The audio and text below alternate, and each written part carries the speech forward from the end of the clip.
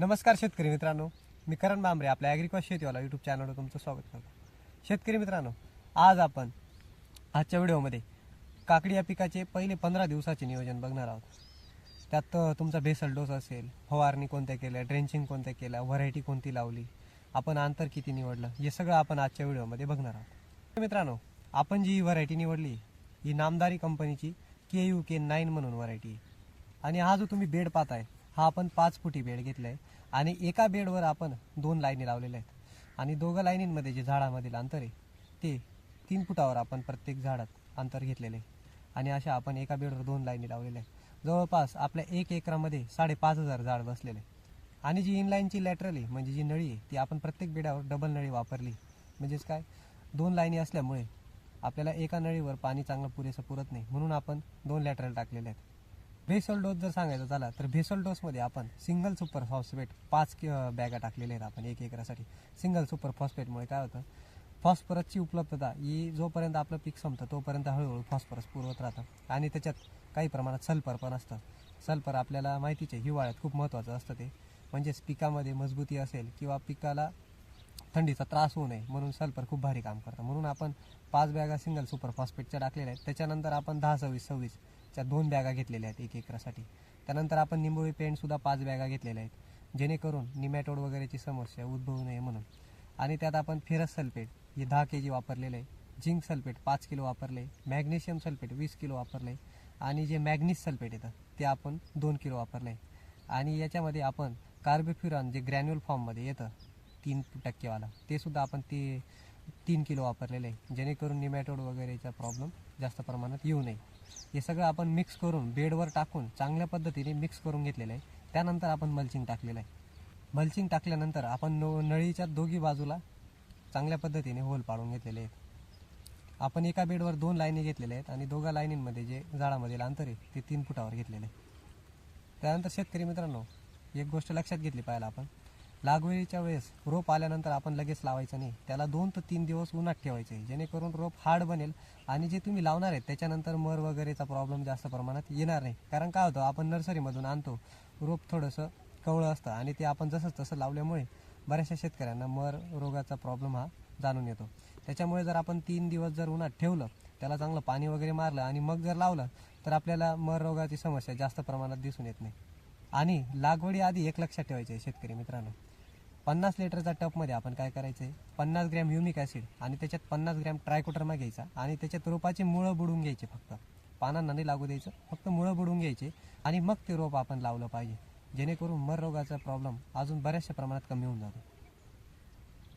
आणि लागवडीच्या आधी जे आपण पाणी सोडतो ना, ते पाणी सोडताना एक लक्षात घ्यायचं, मायक्रोरायझा 100 ग्रॅम घ्यायचा, आपला जो काळा गुळ असतो तो 1 किलो घ्यायचा 1 एकरासाठी, आणि त्यात ट्रायकोडर्मा 1 किलो, हे तिघांचं मिश्रण करून घ्यायचं आणि पाण्यामध्ये सोडून द्यायचं. जेणेकरून काय होतं, मायक्रोरायझा आणि ट्रायकोडर्मा जर तुम्ही लागवडीच्या आधीच सोडून दिला तर मातीमध्ये तो चांगल्या प्रमाणात वाढून जातो आणि लाईफ लॉंग तो तुम्हाला म्हणजे मर रोग असेल वगैरे या गोष्टींचा प्रॉब्लेम येत नाही.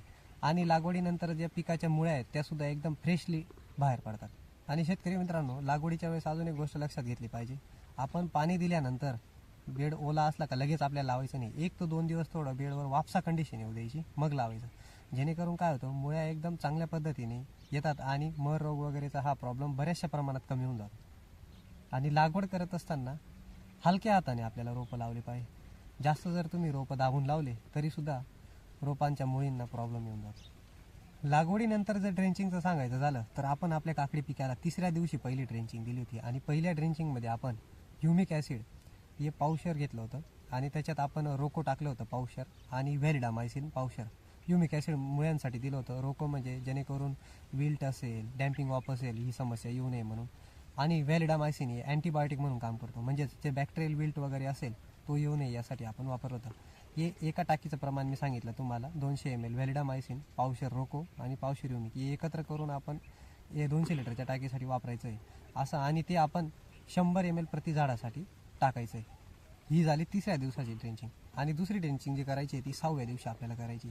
6व्या दिवशी आपण 19-19 ही आपण अर्धा किलो 200 लिटरसाठी घ्यायचं आहे आणि त्यात आपण ह्युमिक ॲसिडसुद्धा टाकू शकता, पावशर ह्युमिक ॲसिड टाकू शकता 200 लिटरसाठी. आणि ते सुद्धा आपण प्रति झाडासाठी 100 ml द्रावण दिलं पाहिजे अशी जर ड्रेंचिंग केली तुम्ही तर झाडाची मुळ्या असतील किंवा झाडात हिरवळपणा असेल तो एकदम चांगल्या प्रमाणाने येतो. या 2 ड्रेंचिंग झाल्यानंतर आपण जेव्हा पीक 9 ते 10 दिवसाचं असतं तेव्हा मॅग्नेशियम सल्फेट एकरी 5 किलो हे ड्रीपद्वारे दिलं पाहिजे. मॅग्नेशियम सल्फेटमुळे काय होतं, जो पिकाला थंडीमुळे त्रास होत असेल तो त्रास होणार नाही. म्हणजे जे पानं वगैरे कडक होऊन जातात किंवा मॅग्नेशियमची डिफिशियन्सी असते ती जर भरून काढायची असेल तर आपण मॅग्नेशियम सल्फेट 8व्या ते 9व्या दिवशी आपण देऊ शकतो. त्यानंतर आपण आपल्या काकडी पिकाला 12व्या दिवशी 126100 हे आपण एकरी 4 किलो दिलं होतं, जेणेकरून काकडी पिकामध्ये फुटवे वगैरे चांगले निघावे यासाठी आपण ते दिलं पाहिजे. आणि 15व्या दिवशी म्हणजे कालच आपण सल्फरची डस्टिंग केलेली आहे. जे एलिमेंटल सल्फर येतं 85% ते आपण डस्टिंग करू शकतो. डस्टिंग केल्यामुळे जे पावडरी मिल्ड्यू असेल किंवा माईट असेल किंवा पांढरे माशीचे अंडे असतील याच्यावर नियंत्रण आणण्यासाठी सगळ्यात भारी रिझल्ट आपल्याला दिसून येतो. त्यानंतर सगळ्यात महत्त्वाचं म्हणजे फवारणीचं जर सांगायला झालं तर आपण 3ऱ्या दिवशी पहिली फवारणी दिली होती.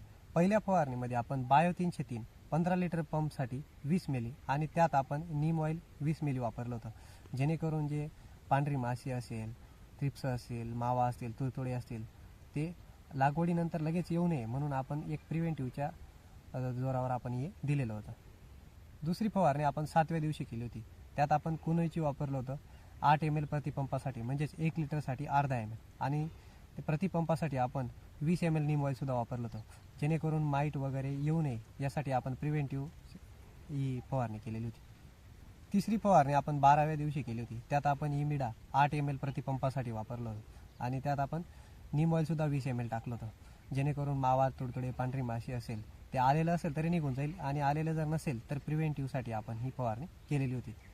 तर शेतकरी मित्रांनो, मी आजच्या व्हिडिओमध्ये तुम्हाला काकडी पिकाचे ड्रेंचिंग, फवारणी, लागवडीतील जे आपण अंतर घेतलेले ते व्हरायटी असेल, बेसल डोस कोणता द्यावा याबद्दल मी तुम्हाला आजच्या व्हिडिओमध्ये माहिती सांगितली. त्यात जर तुम्हाला काही अडचण असेल तर स्क्रीनवर दिलेल्या नंबरमध्ये तुम्ही कॉन्टॅक्ट करू शकता. आणि तुम्हाला पण तुमचं पीक असं हिरवगार ठेवायचं असेल किंवा तुमचं पीक रजिस्टर करायचं असेल तर स्क्रीनवर दिलेल्या नंबरवर कॉन्टॅक्ट करा. व्हिडिओ आवडला असेल तर लाईक करा, शेअर करा आणि सबस्क्राईब करायला विसरू नका. धन्यवाद.